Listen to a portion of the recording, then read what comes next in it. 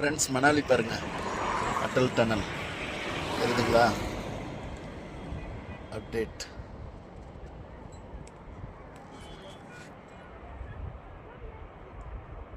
ஃபுல்லாக சொன்னா இருக்குங்க ஃப்ரெண்ட்ஸ். இன்னைக்கு தேதி 18ங்க friends, April 25. North India tour எல்லாமே நாங்கள் செய்து தரோம். இது பார்த்தீங்கன்னா ஃபுல்லாகவே மணாலி தான். அட்டல் டனல், சிசு எல்லாம் ஸ்னோ வியூ பாயிண்ட்.